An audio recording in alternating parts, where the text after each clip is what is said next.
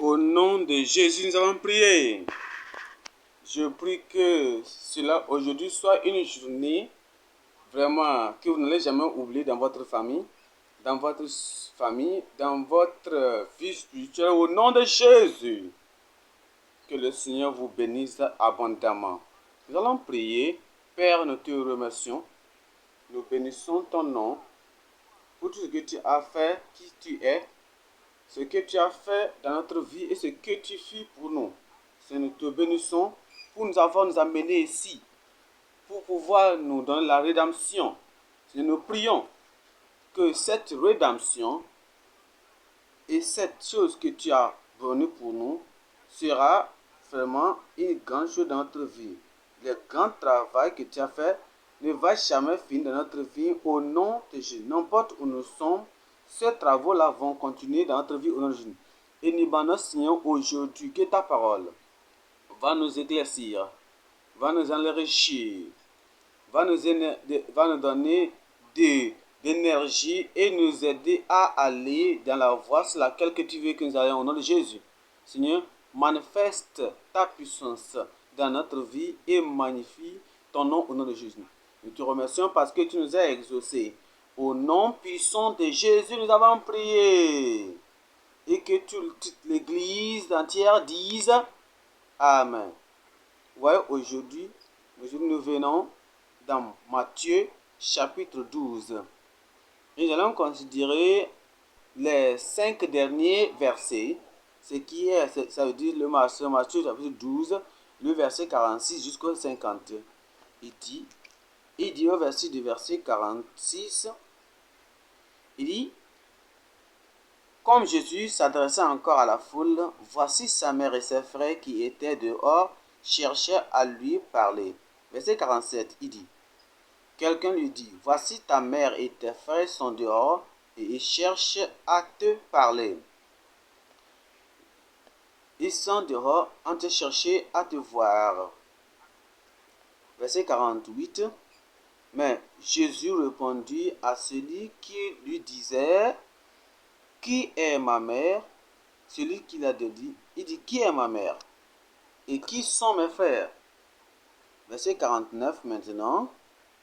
Il dit, puis étend la main sur ses disciples,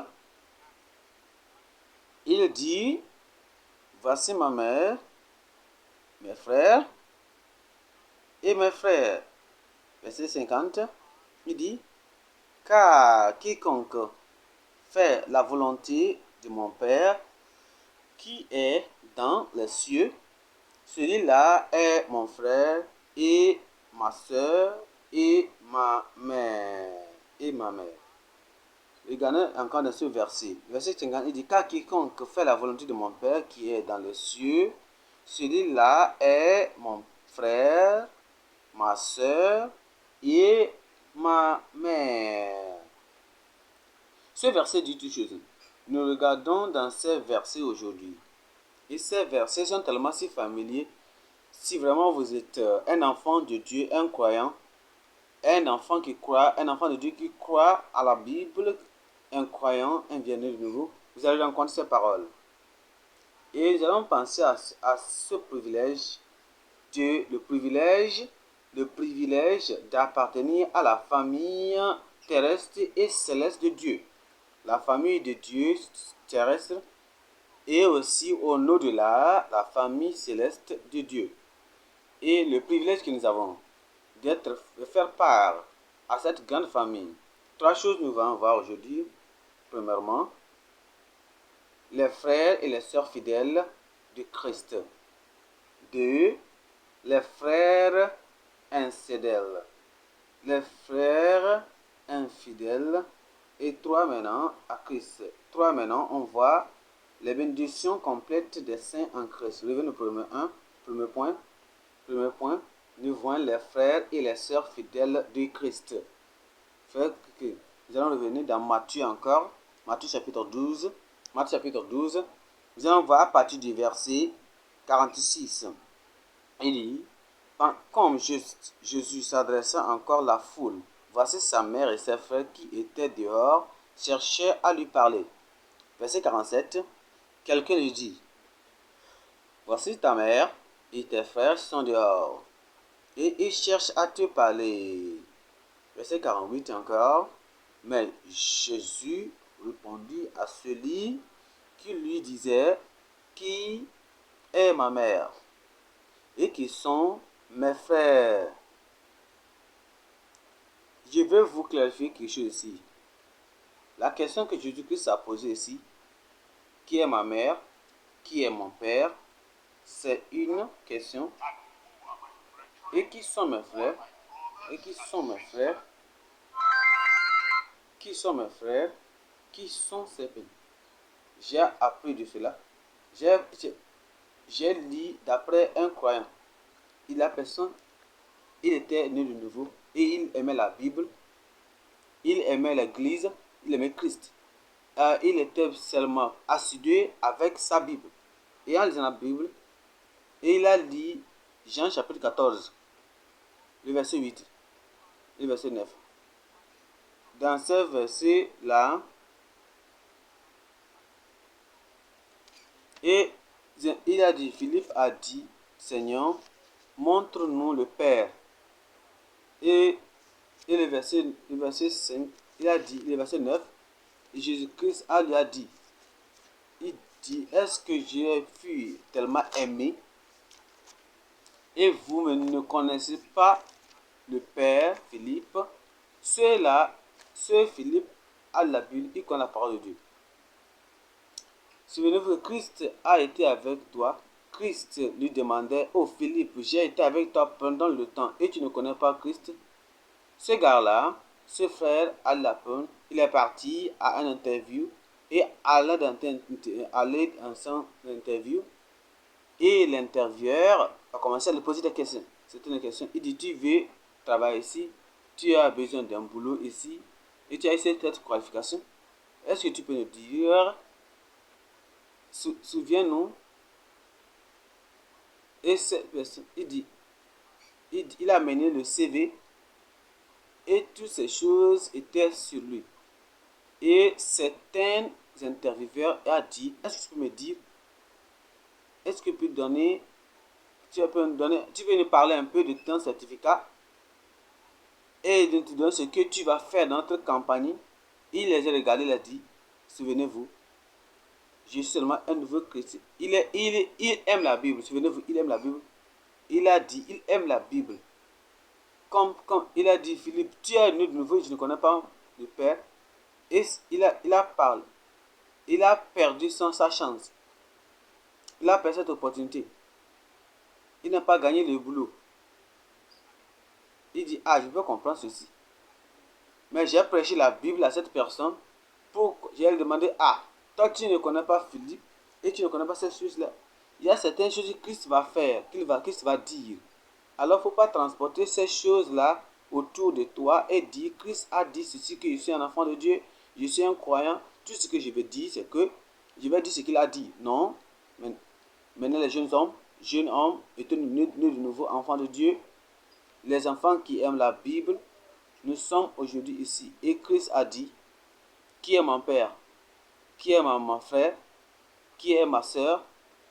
Si vous allez dehors avec cette compréhension, qui est ma mère, après avoir que votre mère vous a donné naissance, et qui vous me pose cette question, je dis qui est mon père, qui est ma mère. Ce que je dis, c'est que vous ne pouvez pas partir d'ici et vous allez mémoriser ceci là.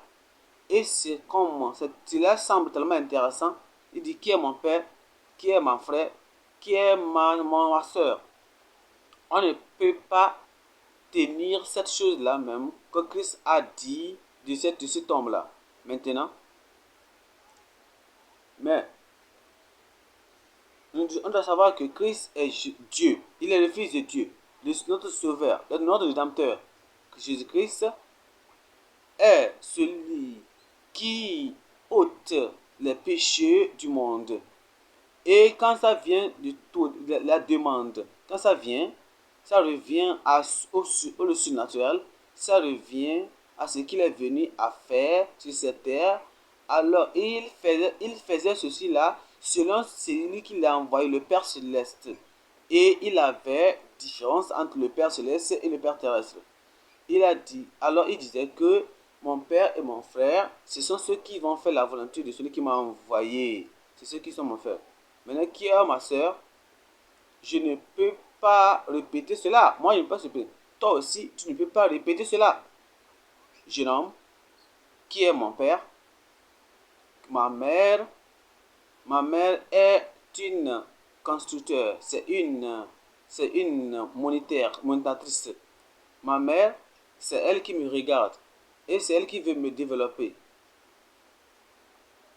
Et Marie n'était pas à développer Jésus. Dieu en personne. Dieu, Jésus-Christ était Dieu. Qui est ma mère? C'est ma mère, mon constructeur, mon reconstructeur, mon monitrice, ma monatrice, qui est celui qui va prendre soin de moi. Ma mère, c'est celle qui m'a demandé, est-ce que tu as fait ceci? Est-ce que tu as fait cela? C'est elle qui assure que je fasse les choses normales, les choses bonnes, les choses sensées, les choses normales, les choses que je dois faire. C'est elle qui veut me développer. Qui est ma mère? C'est ma mère, c'est mon enseignant.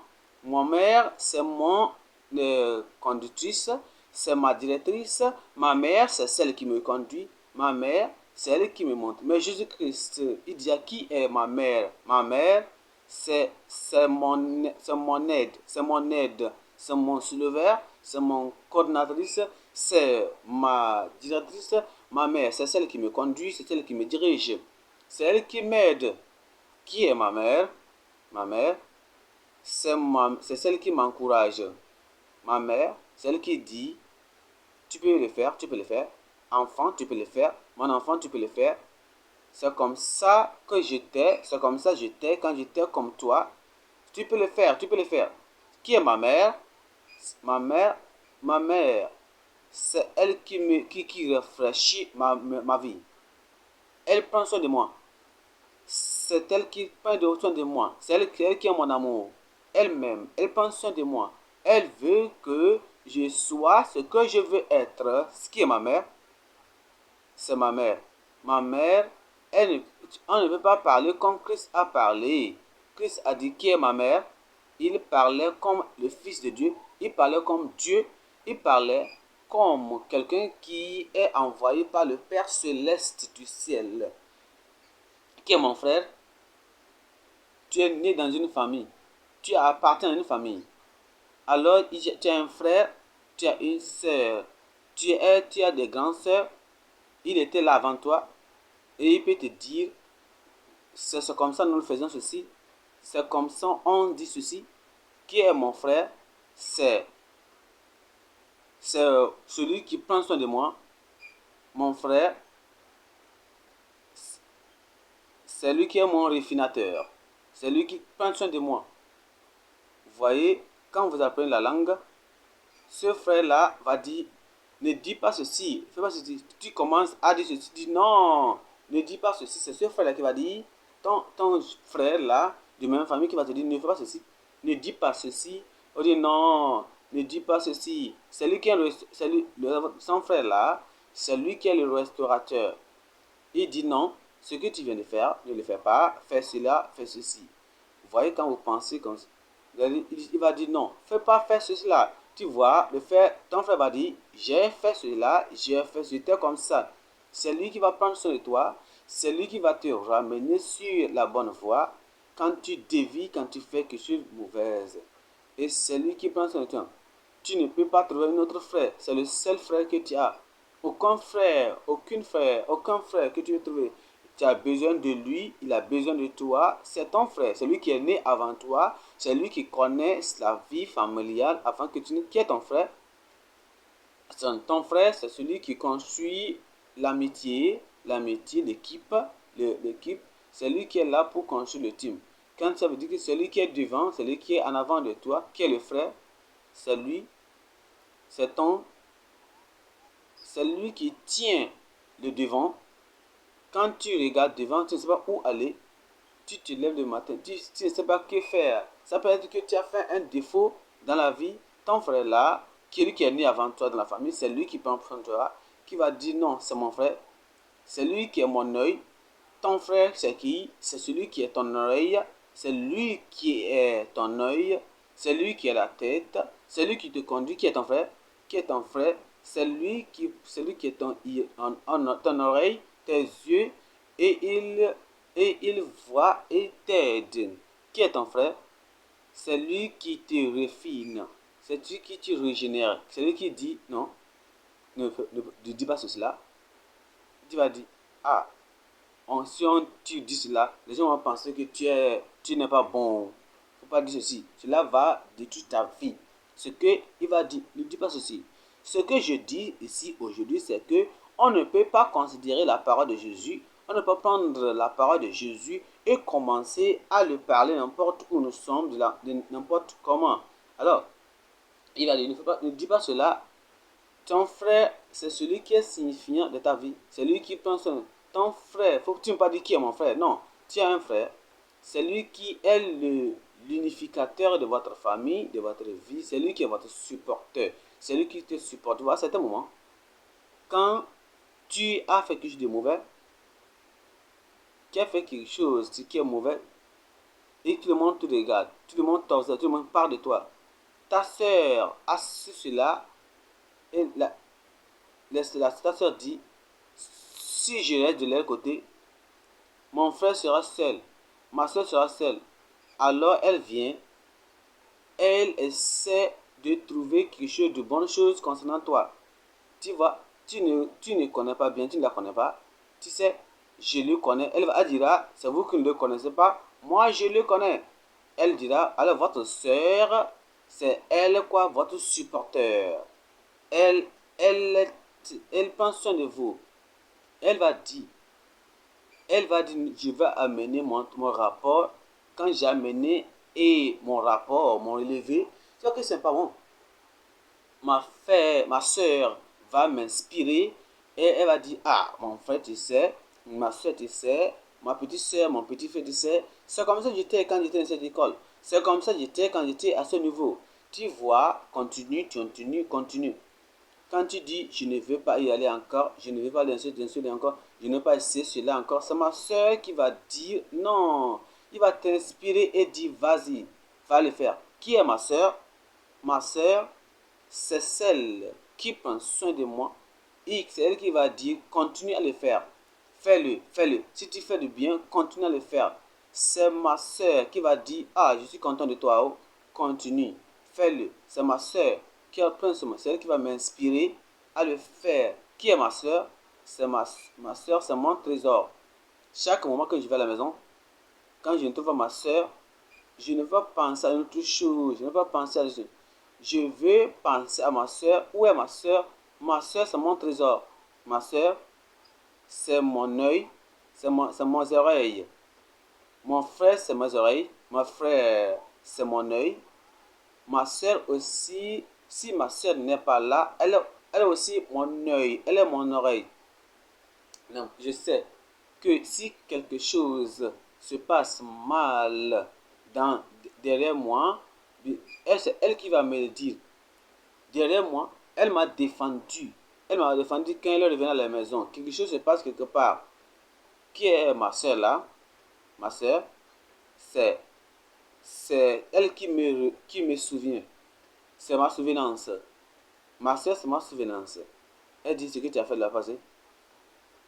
Et elle va dire, ah, mon frère, tu sais, ma soeur, tu sais, ce que tu as fait la fois passée là, si tu répètes ça encore, tu sais que c'était pas c'était mauvais, non? Ne le fais pas encore. C'est elle.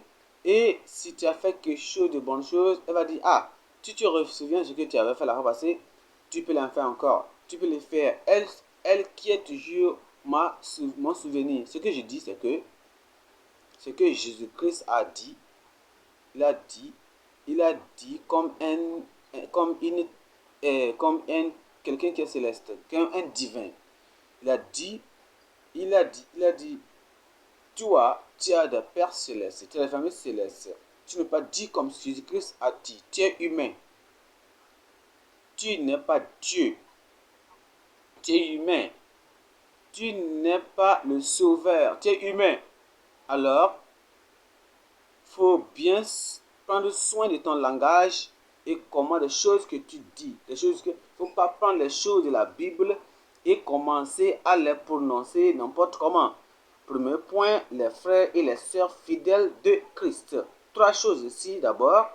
La conversion, premièrement, là. Trois choses ici, on voit dans ce point. La conversion des pécheurs repentants et des retards. Point, deuxièmement, le caractère des sœurs et des frères reconnus.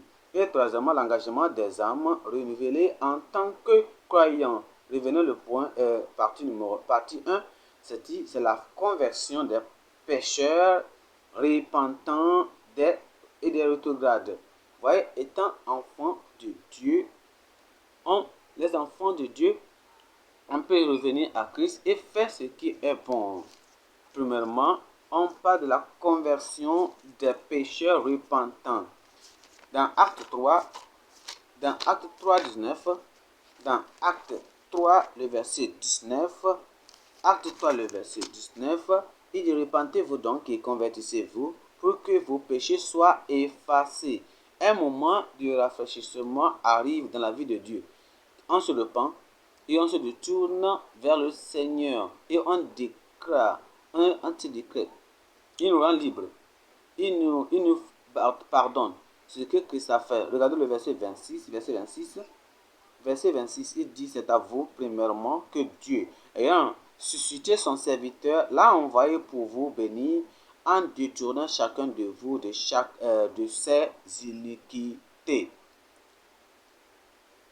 Quand le Seigneur nous a fait cela, il nous a restaurés de nos transgressions, de nos péchés, de nos iniquités. On vient maintenant à la famille de Dieu. Nous devenons enfants de Dieu. Regardons Jacques 5,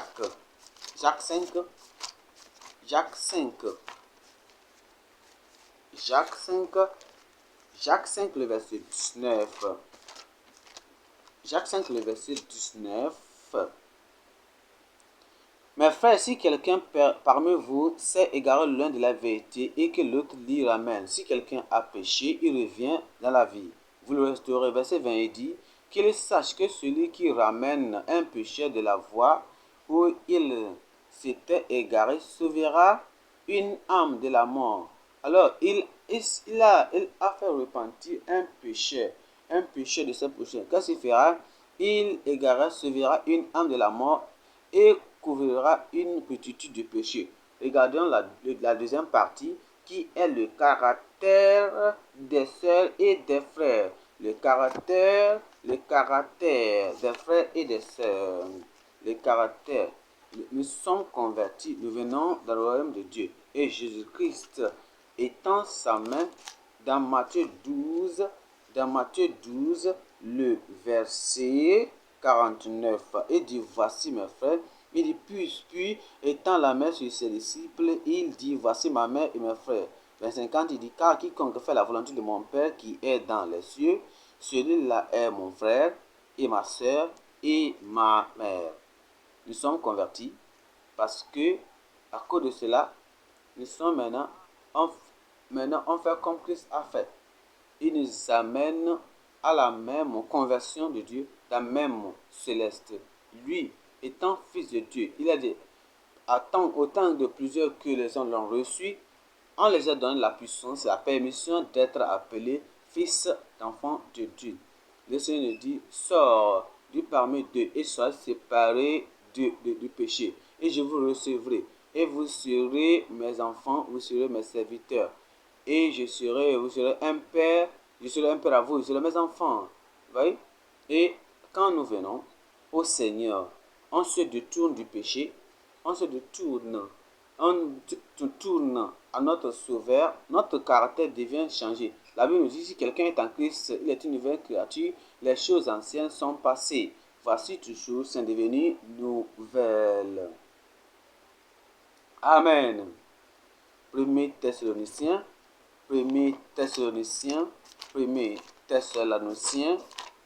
on nous dit que, il dit: car ceci c'est la volonté de Dieu.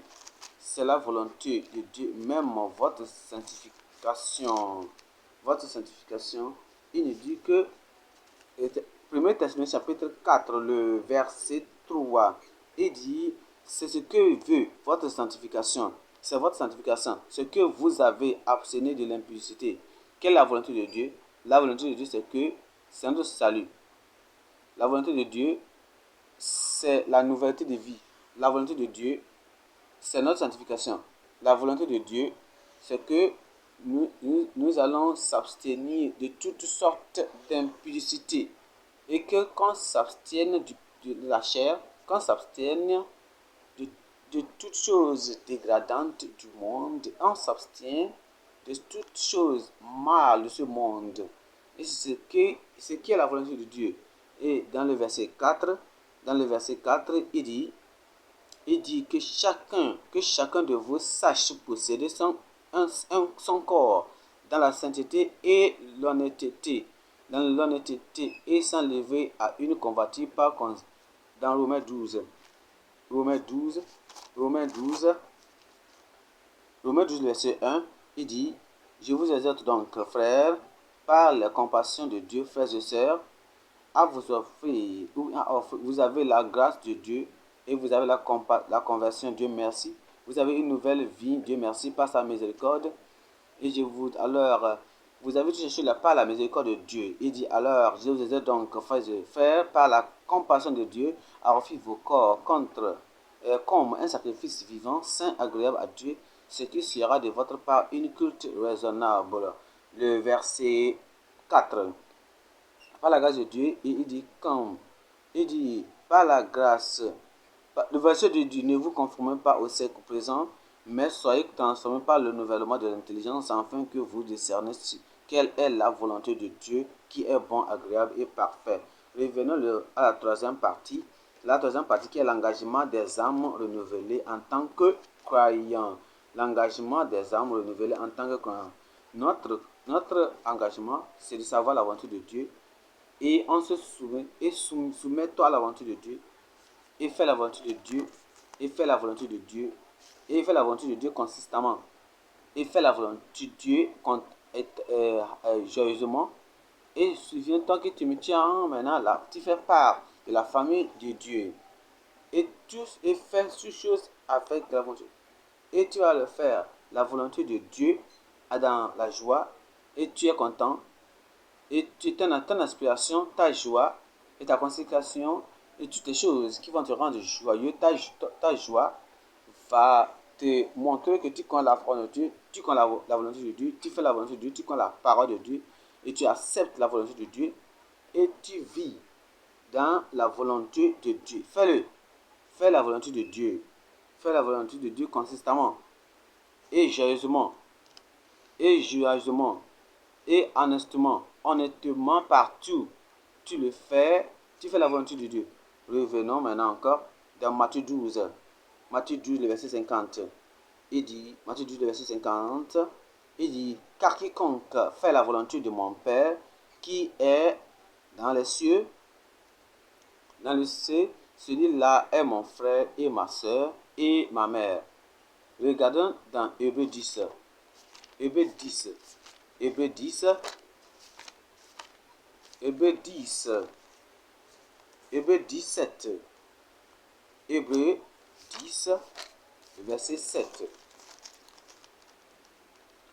Et alors j'ai dit, voici je viens. Dans le rouleau du livre, il est question de moi pour faire au Dieu ta volonté. Frères et sœurs qui sont dans la maison de Dieu, si nous sommes convertis, si nous avons une nouvelle vie, si nous avons une nouvelle nature, si nous avons une nouvelle pensée, et nous avons la pensée de Christ en nous, c'est qu'on va trouver la lumière ou bien la joie à faire, c'est de faire la volonté. Pour que, en tout cas, savoir qu'il est venu pour faire la volonté de Dieu. Vers la volonté. C'est ce qu'on peut dire de nous aussi. Alors, il dit, voici, je viens. Alors, j'ai dit, voici, je viens pour faire la volonté de Dieu. Revenons dans Romains 8, verset 29. Romains 8, 29. Romains 8, verset 29. Il a été appelé, et comme Esaïe l'a l'avait dit auparavant, si le Seigneur des armées nous a eu laissé une postérité, nous serions devenus comme Sodome, nous aurions été semblables à Gomorrhe. Alors, si on se conforme à l'image de son Fils, alors on sera appelé roi. Et pour qu'il soit le premier-né parmi beaucoup, tant de frères.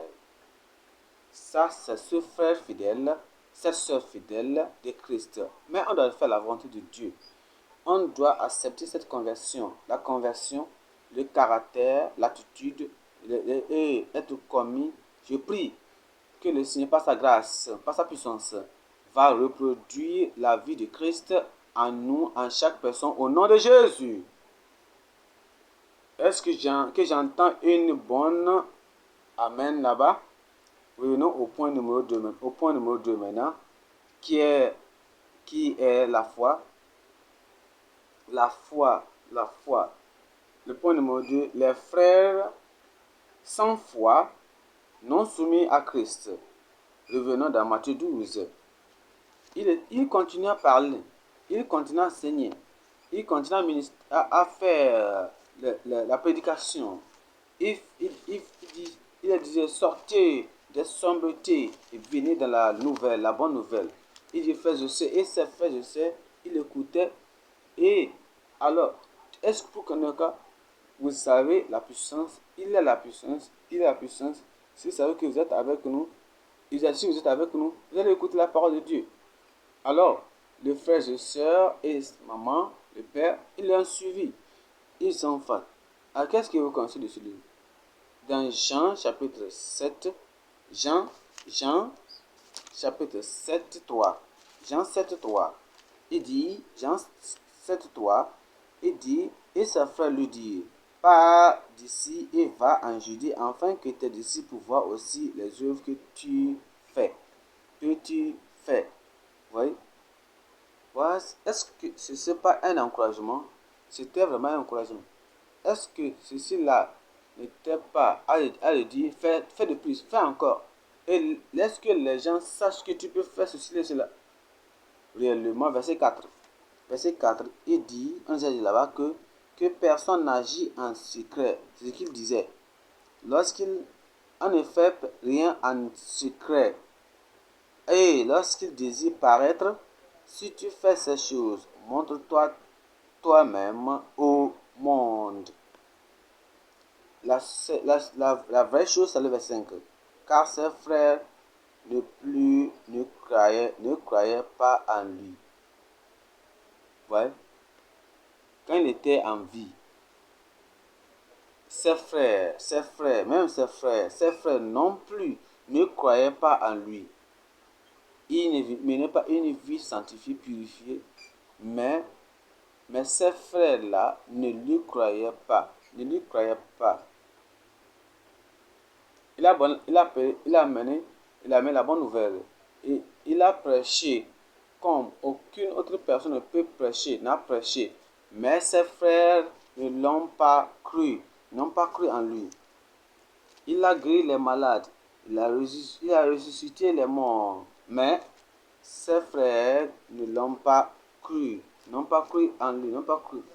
C'est la raison pour laquelle, comme il enseignait la parole de Dieu et il prêchait la parole de Dieu, alors ils n'ont pas actuellement accepté ce qu'il disait. L'œuvre, l'occupation, le métier qu'il faisait, ils n'ont pas. Par exemple, ils étaient sans foi, ils étaient incidents. Si avec quelqu'un qui doit avoir un frère parfait dans la famille, un frère assidu qui travaille et fait les miracles et des prodiges de la famille, c'est la famille de Christ. Mais cependant, tout ce qu'il faisait, tout ce qu'il dit, tout ce qu'il faisait, toute ta vie qu'il a menée, cette bonne vie, aucun de ses frères ne lui croyait ou ne croyait en lui. C'est la raison pour laquelle ils sont venus. Par exemple, ils sont venus, dit, on a besoin de toi. Par exemple, ils sont venus vers lui, ils ont dit, arrête ce bavardage-là, arrête de parler, viens, on veut te voir. Et Christ les connaissait. Même les personnes que Christ ne vivait avec lui, ne vivaient pas avec lui. Ils connaissaient leurs pensées, les pharisiens, les scribes, qui ne vivaient pas avec lui dans la maison. Ils connaissaient leurs pensées, ils connaissaient leur cœur, et comment, à combien plus forte raison, les gens qui vivaient à la maison, ils vivaient dans la même maison, ils vivaient dans la même chambre, comme dans la même maison. C'est pourquoi il a dit, qui est mon frère, qui est ma soeur, ça là, ces personnes-là, mais ceux qui écoutent la parole de Dieu et qui vont la volonté de celui qui est, ça c'est mon frère, c'est ça mon soeur, c'est cela, c'est la seule. Regardons trois choses ici. Premièrement, on va parler de quoi? On va parler de la réaction évidente des faux frères. Deuxièmement, le mauvais rapport des regards tombés.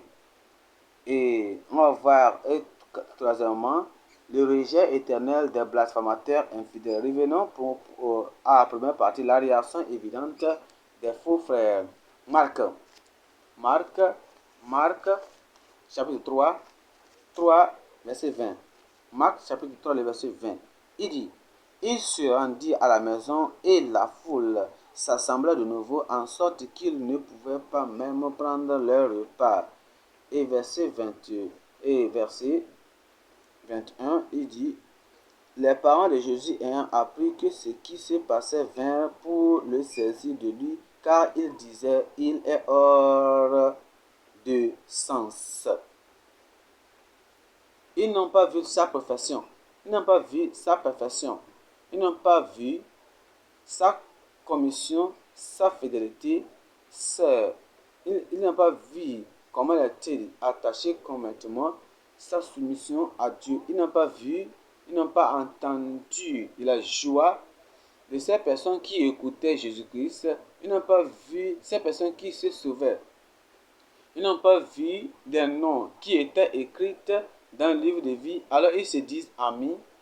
Alors Christ, et ils disent Christ, il dit ah, on l'aime, il va trop rapidement, il enseigne trop, il prêche trop, et il est hors de sens, on doit le reprendre, on doit le ramener pour qu'il revienne à son sens.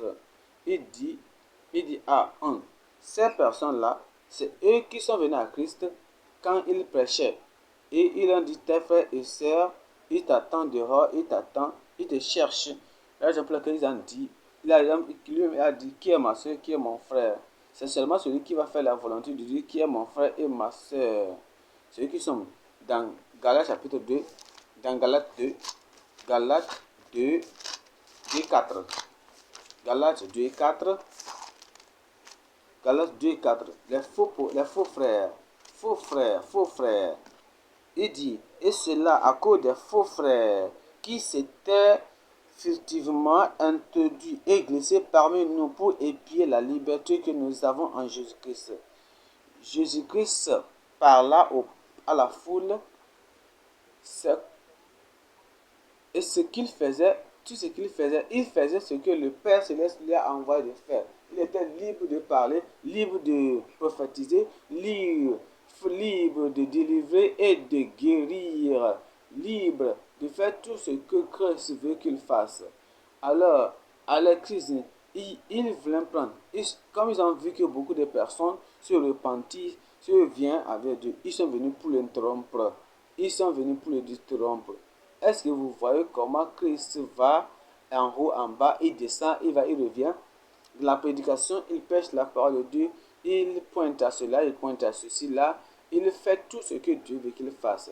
Il dit que ces faux frères sont venus, ils sont venus auprès de lui à cause qui s'étant furtivement introduit et glissé parmi nous pour épier la liberté que nous avons en Jésus-Christ, avec l'intention de nous asservir.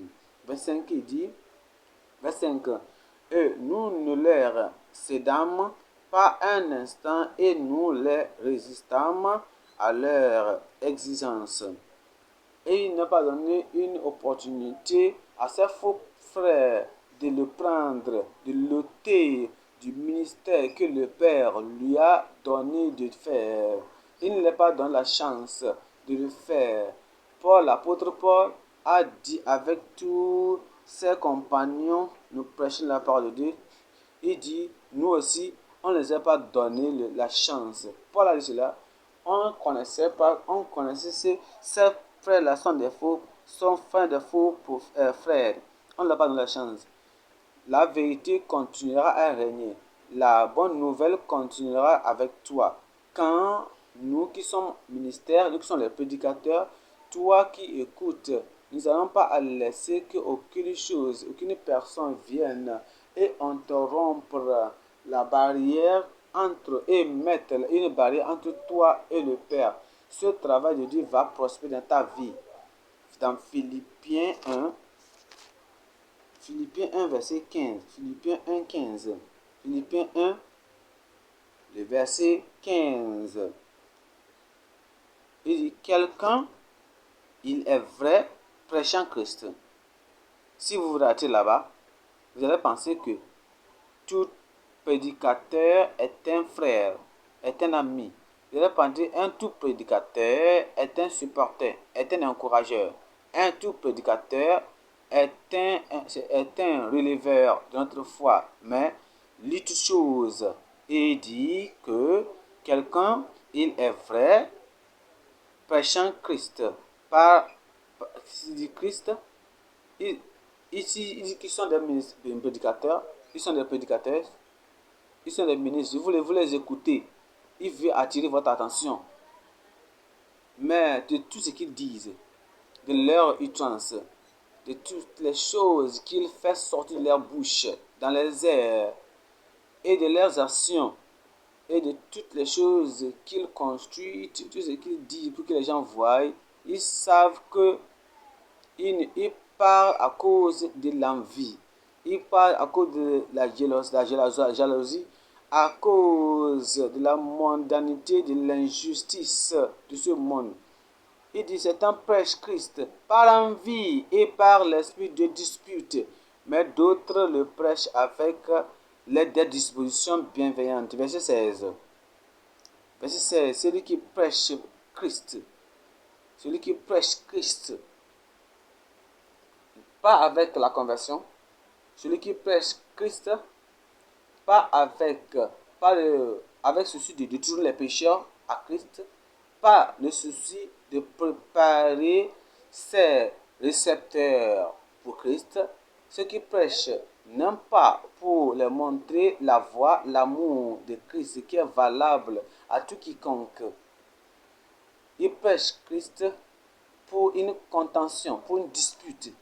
C'est parce qu'il veut dire quelque chose qu'il veut dire pour que l'autre prédicateur entendre, il va dire, ah, si tu dis ceci là de moi, tu dis ceci là de moi, alors ce prédicateur là va dire, et toi aussi tu as dit ceci là de moi, alors moi si je connais ceci de toi, je vais te le dire.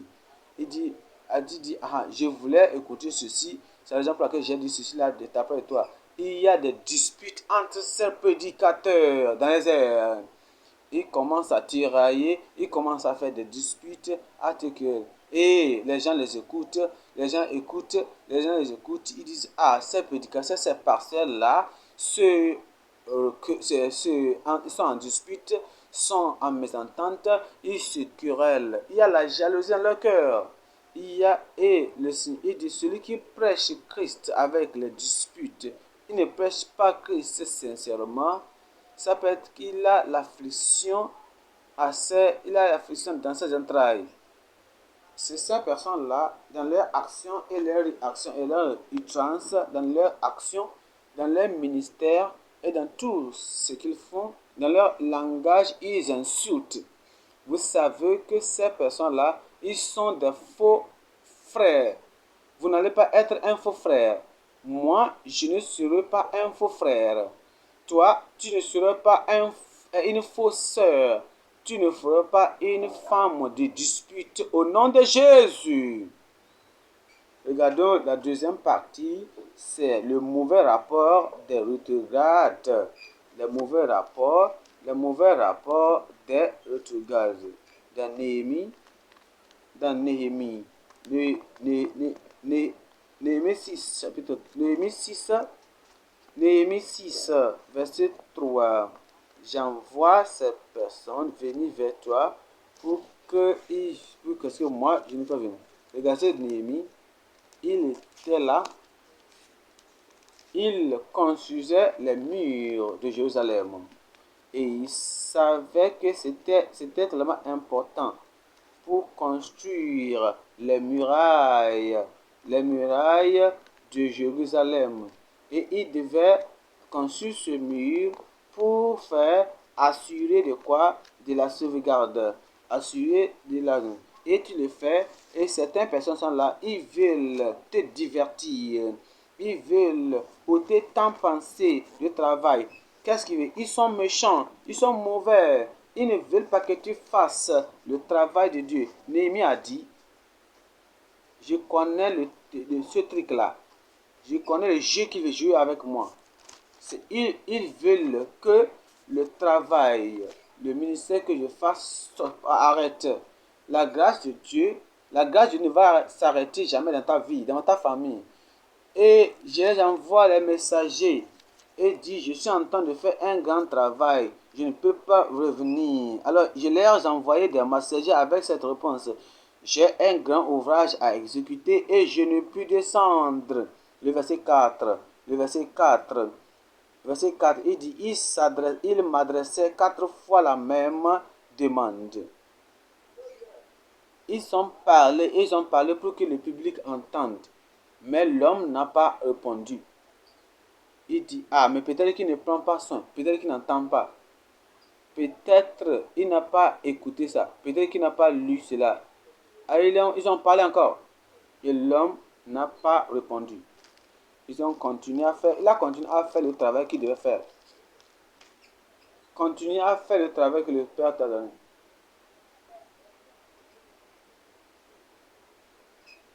Tu vas le faire et tu vas le faire.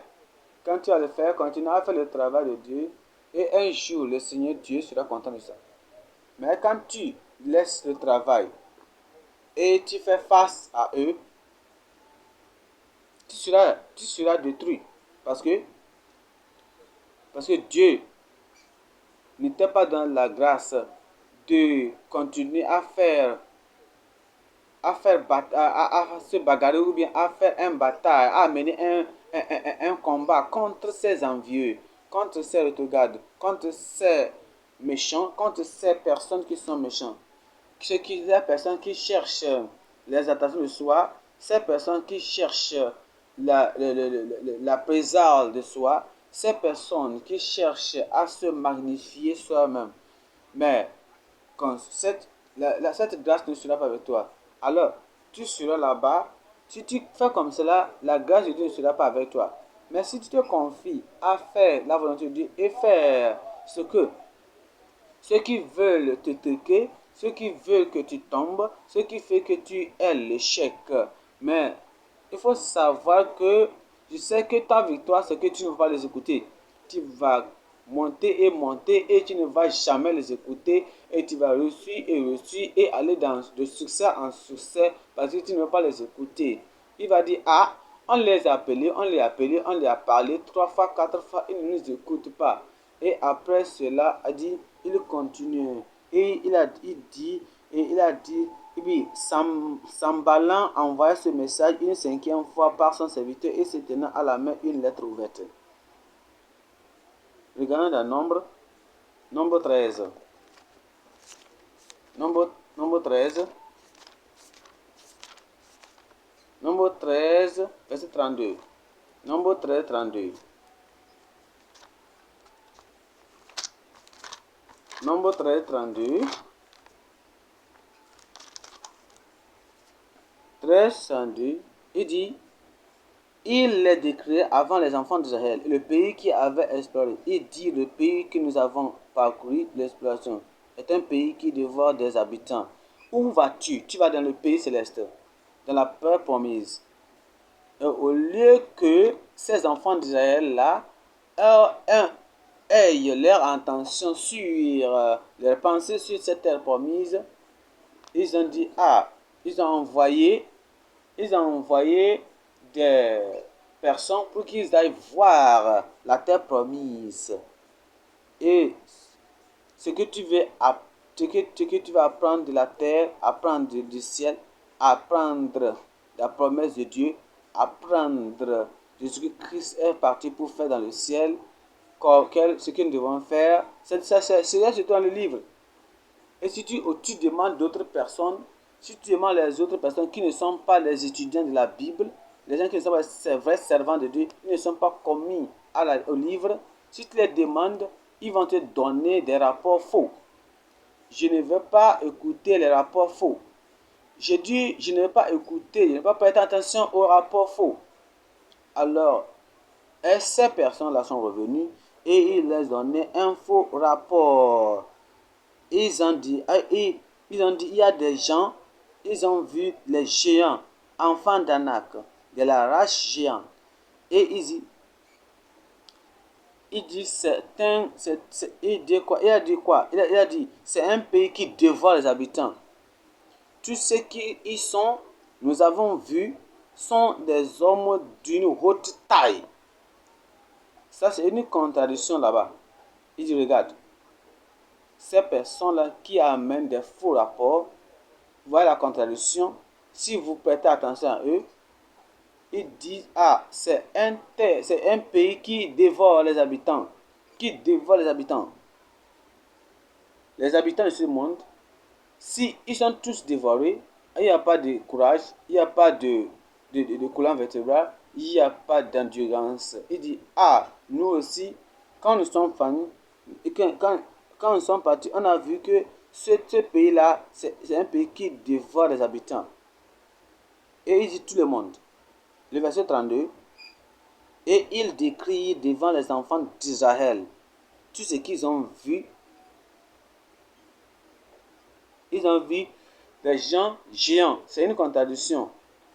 Il dit, ce pays-là dévore les gens. Alors, regardez, ils disent que ce pays dévore les habitants. C'est une contradiction.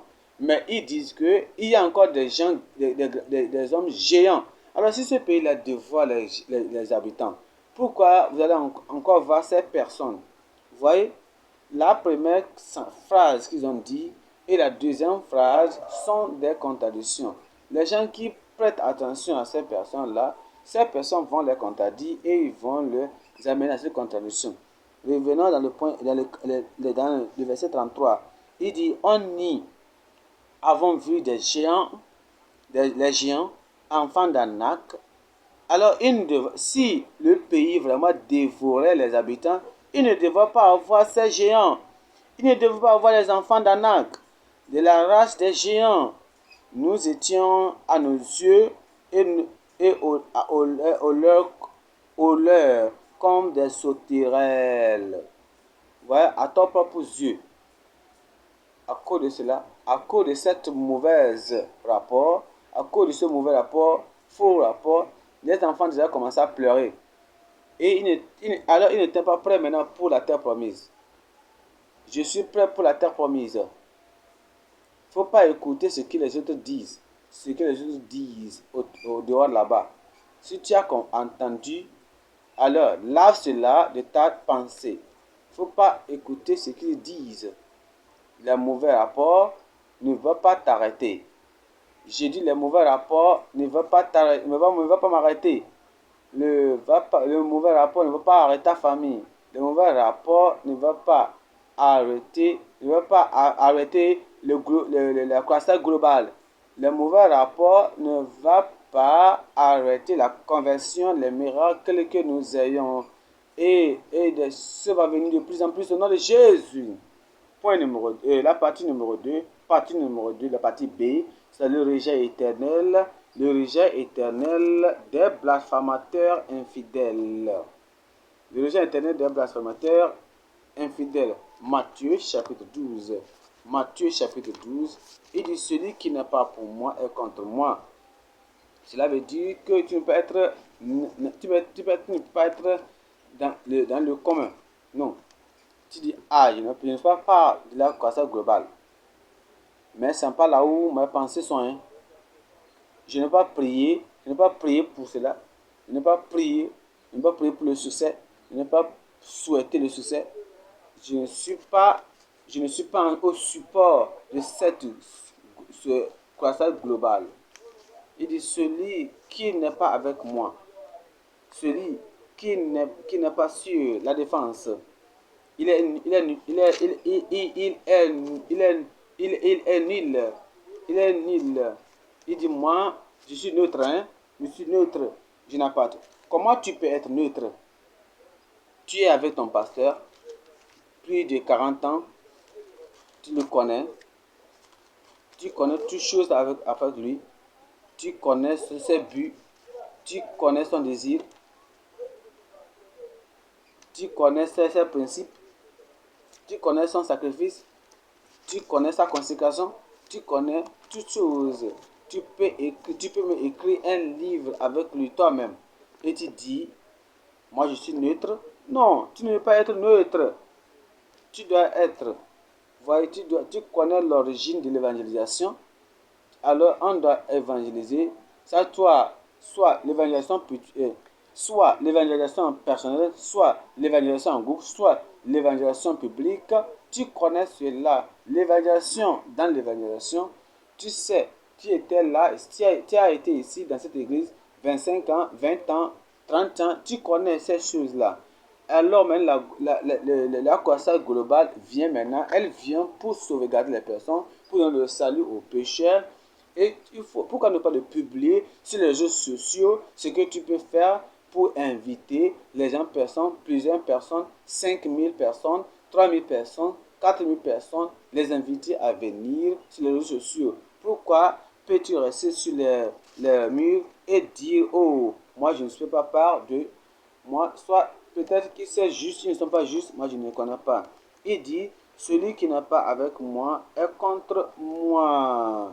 Celui qui dans le verset 31, à partir du verset 31, Matthieu chapitre 12, le verset 30 et 31, il dit, c'est pourquoi je vous dis, tout péché et tout blasphème sera pardonné aux hommes, mais le blasphème contre l'Esprit ne sera point à pardonner. Quiconque parlera contre le Fils de l'homme ne lui sera pardonné, mais quiconque parlera contre le Saint-Esprit ne lui sera pardonné, ni dans le siècle, ni dans les siècles à venir. Verset 33, il dit, ou dites que l'arbre est bon et que son fruit est bon, ou dites que l'arbre est mauvais et que son fruit est mauvais, car on connaît l'arbre par le fruit. Si ils ne sont pas pardonnés dans ce monde, s'ils ne sont pas pardonnés dans le monde à venir, quelle est la signification? Matthieu 25, Matthieu 25, Matthieu 25, 1, Matthieu 25, Matthieu 25, le verset 1. Les gens qui sera, le verset, Matthieu 25, verset 41. Les gens qui ne sont pas pardonnés, les gens qui seront de l'autre côté, ils seront de la côté gauche. Alors il dira que, ensuite, Matthieu chapitre 25, verset 41, il dit, ensuite il dira à ceux qui seront à sa gauche, retirez-vous de moi, vous ne serez pas de gauche, votre famille ne sera pas du côté gauche, vos convertis ne seront pas du côté gauche, et votre église locale, votre région, votre état, votre church, votre église nationale ne sera pas du côté gauche. Au nom de Jésus, je suis de la main gauche. Je suis du côté de la main je suis du côté de la main droite. Je suis du côté de la main gauche, du côté de la main droite, et je resterai dans la main je resterai de la main du côté droit au nom de Jésus. Alors, il faut le faire. Et le signe. Et dit, il sera là. Et il dit, retirez-vous le moi, maudit, et allez dans le feu éternel qui sera préparé pour le diable et pour ses anges. Je ne serai jamais là-bas au nom de Jésus. Mon lieu dernier, c'est le ciel. Le point numéro 3 maintenant. Point numéro 3. Point numéro 3, je parle des bénédictions complètes des saints en Christ. Point numéro 3, les bénédictions complètes des saints en Christ. Ouais. Et il n'est pas dans Matthieu 12, dans Matthieu 12, le verset 49. Verset 49, il dit quoi? il dit, puis étendit la main sur ses disciples, il dit, voici ma mère et mes frères. Vous pouvez avoir des signes. Est-ce qu'il y a ces disciples de Christ ici aujourd'hui? Où sont-ils? Ils pensent à toi. Ils cherchent, ils entendent tout. Il dit, regarde, voici mon père et ma mère.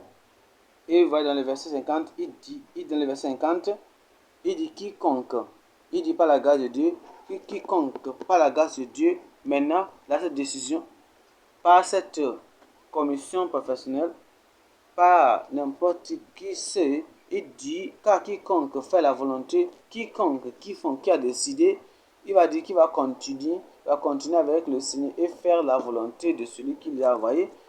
Quiconque fait la volonté de mon Père, qui est dans les cieux, celui-là est mon frère, et ma soeur, et ma mère. Je prie que tu sois dans la famille de Dieu, et tu vas rester dans la maison de Dieu, et rien ne va t'ôter de la main de la maison de Dieu au nom de Dieu, de la commission et la consécration du Seigneur au nom de Jésus. Dans Éphésiens chapitre 3, le verset 14. Éphésiens 3, 14. Lisons à partir du verset 14. Il dit, à cause de cela, je fléchis les genoux devant le Père. Le Père, c'est Jésus-Christ. Verset 15. Duquel tire son nom toute famille dans les cieux et sur la terre. Toute la famille, là où nous sommes, de la famille où nous faisons part, de la famille qui sont partis, qui sont morts, mais ils sont toujours dans cette même famille. La famille céleste, la famille terrestre, la famille céleste, la famille terrestre. Quelle est notre prière? Pourquoi il se prosterne devant le Père céleste? Parce qu'il est le Père, il est le Père de toute la famille. Verset 16. Verset 16, il dit, afin qu'il vous donne, selon la richesse de sa gloire, d'être puissamment fortifié par son esprit dans l'homme intérieur. Tu seras réaffirmé dans ton esprit. Aucun découragement ne sera en vous. Se dépouiller, commencer à regarder, cela sort. La fatigue va sortir de vous. Et toutes choses négatives, les histoires négatives, les paroles négatives, tu diras que je ne vais pas continuer, je ne vais pas aller en avant, je ne vais pas persévérer, je ne vais pas accélérer. Cela sort de votre vie au nom de Jésus. Ils étaient à la mer Rouge. Et Pharaon avec ses chars venaient. Et ils ont vu la mer Rouge. Ils ont vu la mer Rouge devant eux. C'était comme nous sommes finis. Ils n'ont pas dit. Ils ne pouvaient pas dire. Ils ont vu. Aucune eau ne s'est jamais divisée en eux. Il y avait la montagne derrière eux, la montagne de gauche à droite, et la mer Rouge devant eux, et le pharaon ses chars derrière eux. Ils disent que nous sommes finis. Votre vie n'est pas finie au nom de Jésus. Alors ils ont commencé à crier. Il faut cesser de pleurer. Dieu est toujours sur le trône. Ces Égyptiens que vous voyez aujourd'hui, et ils sont seulement si confus, et ils marchaient, ils galopaient, ils venaient. Ils vont vous montrer. Dieu va les montrer plus tôt. Et comme il pleurait, Moïse aussi priait. Il était tellement succombé. Rien ne va me succomber. Et Dieu a dit, Moïse, pourquoi tu pleures? Pourquoi tu pries comme ça? Pourquoi tu pries comme ça? Comme toute chose est finie. Est-ce que tu ne te souviens pas de ma parole? J'ai dit, c'est toi qui vas les ramener hors du pays d'Égypte pour que je les amène à la terre promise. La Bible dit que Moïse a essuyé ses larmes, il a arrêté de pleurer et de prier. Il a prié et il a prié. Si tu n'as pas compris ceci que j'ai aujourd'hui, écoute ce que je dis. Marche, va devant. Si tu vois comme il y a une lassitude, il y a la faiblesse, dis, je vais aller en avant. Il dit, est-ce qu'on soit dans cette mer? Il dit, comment nous allons faire? Alors, je sais que les Israélites disaient que, oh, je sais que ces Égyptiens vont nous tuer tous. Mais ce n'est pas vrai. Je vous dis, ce n'est pas vrai. Ce n'est pas vrai. Ce n'est pas vrai. Cette mer-là, c'est pour Pharaon et ses chars. Cette mer-là, c'était là-bas pour les Pharaon et ses chars. Alors, Moïse, étends ton bâton. J'étends mon bâton, hein. Et la mer, aujourd'hui, ta mer, aujourd'hui, là, va ouvrir. Elle sera fendue, elle sera divisée en deux. Et tu vas y entrer en sécheresse. Pasteur, et je peux te voir après le service. Pourquoi tu me vois? Oh, j'ai une mer devant moi. Hein. J'ai un océan devant moi. Ah, j'ai une maladie. Cette maladie, l'océan d'affliction, de maladie, d'oppression. Seigneur, pasteur, je les vois dans mon sommeil. Je les vois sur le lit. Seigneur, pasteur, si je ne te vois pas après l'église, hein, je crois que tu ne me verras plus encore. Hein. Ah, faut seulement, je tends mon bâton sur ton problème.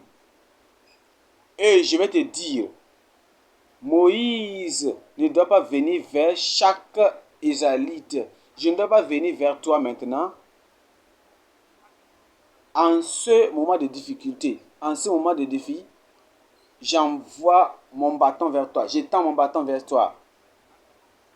Et la mer s'est défendue. S'est défendue. Les enfants d'Israël ont oublié leurs cris. Vous allez oublier votre cri au nom de Jésus. Et Dieu dit, dis-leur, marchez-y. Je suis venu pour vous dire aujourd'hui, marchez-y. Allez devant. Il faut aller en haut, monter. Allez vers votre terre promise. Et ils ont marché. Et chaque membre de personne, les femmes, les hommes, les jeunes, les adultes, les garçons, les filles, partout, n'importe qui, tout le monde marchait à l'air. Et Pharaon a dit, hey, la mer maintenant est ouverte. Monsieur Pharaon, ce n'était pas fendu pour toi. Hein? Alors, tu ne peux pas réclamer une promesse qui n'est pas pour toi. Hein? Il dit, alors s'il peut le faire, nous aussi on peut le faire. Mon frère, mon ami, ce n'est pas vrai. Alors ils sont venus, ils sont rentrés dans la mer. Ils ne peuvent pas relâcher. Ils poursuivent les enfants d'Israël. Et si ces enfants d'Israël vont échapper, ils vont aller hors de la mer Rouge, alors nous aussi on va les poursuivre hein, jusqu'à la fin. Ça c'est vrai, c'est vrai. Mais la dernière minute est arrivée. La dernière minute, parce qu'ils continuaient à les poursuivre, j'ai l'amertume vers... Je rigole sur vos ennemis. Ils disent qu'ils vont vous attraper. Ils disent qu'ils vont t'attraper. Ils disent qu'ils vont te le faire jusqu'à la fin. Avant que leur minute arrive, la dernière minute arrive, tu seras en vie. Et maintenant, ils sont entrés au milieu de la mer Rouge. Et Moïse a dit, Dieu a dit à Moïse, tu as vu maintenant tous les enfants d'Israël, tous qui sont sortis hors de l'Égypte, tous sont sortis hors de l'Égypte et de la mer Rouge. Est-ce que quelqu'un est émergé? Est-ce que quelqu'un s'est émergé? Quelqu'un s'est émergé? Personne. Je te regarde. Est-ce que quelqu'un s'est émergé? Non. Est-ce que quelqu'un est péri? Est-ce que quelqu'un est mort avant son temps? Il dit maintenant, Moïse, maintenant, le bâton que tu as étendu pour ouvrir la mer, pour que les enfants d'Israël y passent en sécheresse. Maintenant, ce bâton maintenant, utilise-le maintenant pour tes ennemis. Utilise. Étends ce même bâton sur la mer Rouge. Maintenant, les enfants, les Égyptiens et Pharaon, ils étaient au milieu de la mer Rouge. Et maintenant, il a étendu le bâton. Il a étendu le bâton. Il a étendu le bâton sur la mer. Et maintenant, la mer a repris sa forme. Il a étendu sa main. Il dit maintenant, il dit, ah, Pharaon a vu cela, il dit, oh. Il a dit, oh, ce Dieu-là est contre nous. Hein. On ne peut pas faire, on ne peut pas. Alors retournons. Maintenant, je vous dis, Pharaon, c'est trop tard, c'est trop tard. Dieu s'est levé maintenant pour faire combat contre vos ennemis. Maintenant, vous êtes de l'autre côté. Est-ce que les enfants de Dieu, les membres de la famille de Christ, est-ce qu'ils sont ici, les enfants du Très-Haut? Est-ce que vous êtes ici, frères et sœurs du ciel, frères et sœurs de Jésus-Christ? Est-ce que vous êtes ici, sauvés et ayant la rédemption? Est-ce qu'ils sont ici? Allez en avant. Où es-tu? Va en avant. Où es-tu? Va en avant. Où es-tu? Va en avant. Où es-tu? Va en avant. Va en avant. Va en avant. Ouvre ta bouche maintenant et dis au Seigneur, nous allons partir. Nous allons au-delà de cette mer rouge. Cette affliction, cette mer rouge ne va pas m'embimer. Cette mer rouge ne va pas me subir. Ne va pas me subir. Il ne va pas m'encourager, il ne va pas m'immerger, il ne va pas m'immerger. Je vais arriver à la terre promise. Va en avant, va en avant, va en avant, va en avant. Maladie, ôtez de toi. Les infirmités, ôtez de toi. Et toutes choses qui t'immergeaient, toutes choses qui te tenaient, toutes choses qui te détenaient, toutes choses doivent sortir. Va en avant, va en avant, va en avant, ne regarde pas derrière. Pharaon est rien. Les Égyptiens, l'armée égyptienne n'est rien. Toutes ces choses qui te poursuivent, ils sont rien. Les afflictions, rien. Les maladies, ils sont rien. Nous sommes frères et sœurs en Christ. Nous sommes frères et sœurs du Sauveur, de notre Rédempteur, Jésus-Christ. Et il a dit, ne pleure plus. Il ne faut pas regarder derrière. Il ne faut pas regarder en bas. Ne baisse pas la tête, va en avant. La victoire y est. La guérison, va en avant. La provision en avant, va devant. Va en avant. La manne est là-bas. La joie est là-bas. La joie est là-bas. Va en avant. Le mari est devant. Va en avant. Ta femme est devant. Va en avant. Les enfants miraculeux, ils sont là. Va en avant. Tout ce que tu désires, c'est en avant. Seulement reste dans la terre promise. Dans la terre promise. Va en avant. Faut pas regarder derrière. Faut pas regarder derrière encore. Dis au Seigneur, je crois. Je crois. Je crois. Je crois. Et Moïse a étendu le bâton. Et la mer rouge s'est divisée en deux. Tous. Pas certains d'entre eux, pas seulement les forts, pas seulement quelques-uns, tout le monde. La mer rouge s'est fendue en deux pour tous. Et toi aussi.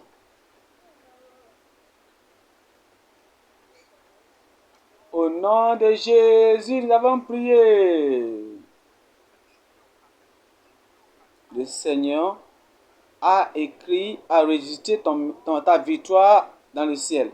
Et le Seigneur Jésus-Christ qui est pointé, il pointe la main sur toi et dit, regarde ce frère, regarde mon frère là-bas, regarde ma soeur là-bas, celui-là qui fait la volonté de mon Père.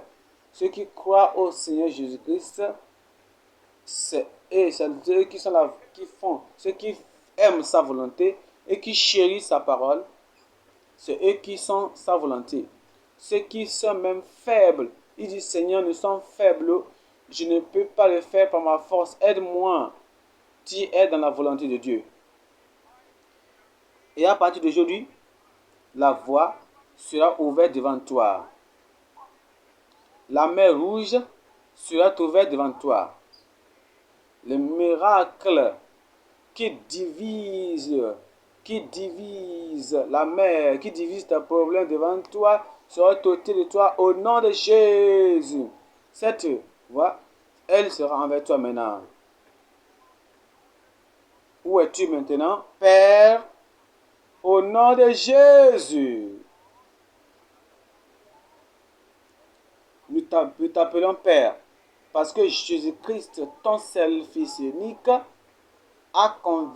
nous a convertis tous, nous a lavés, nous a amenés dans la famille.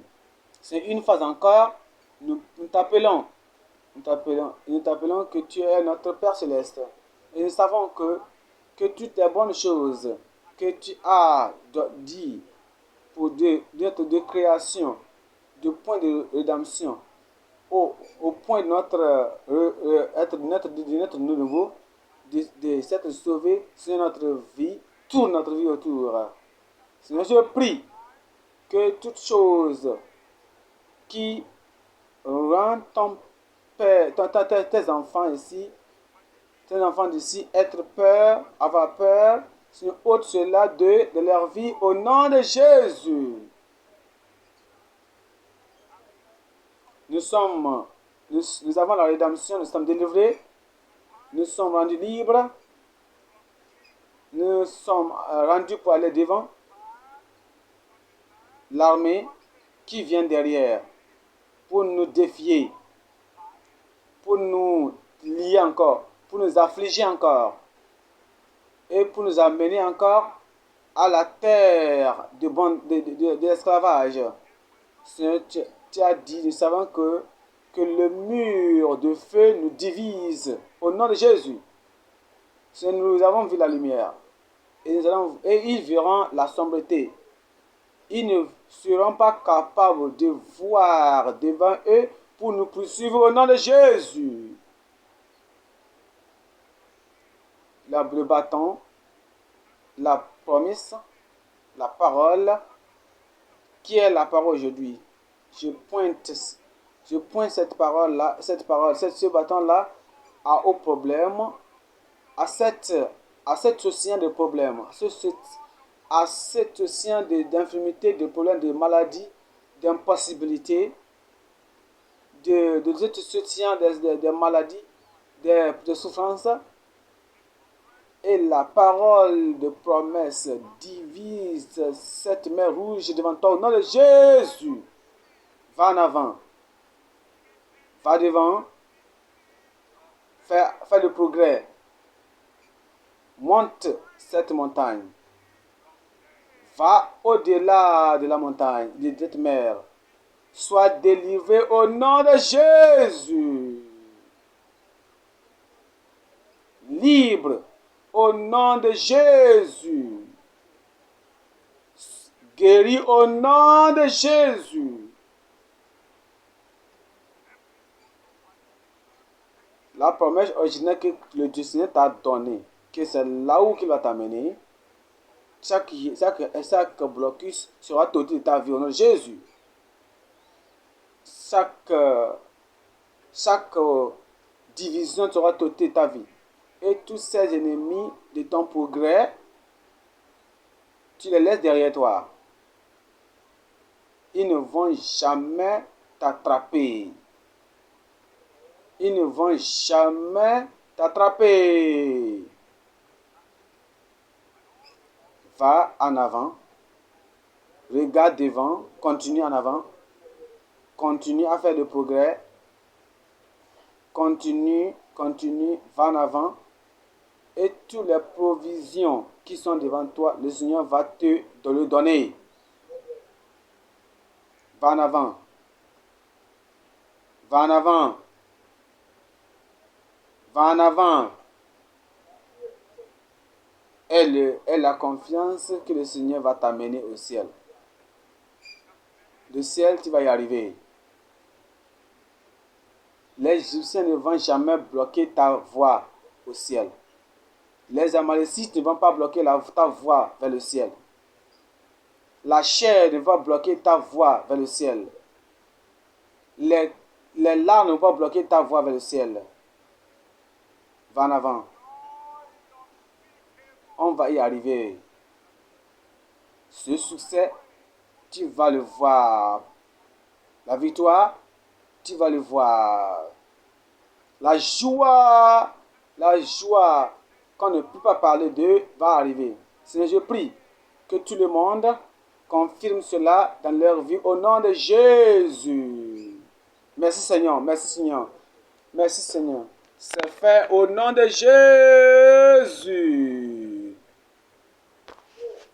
Amen.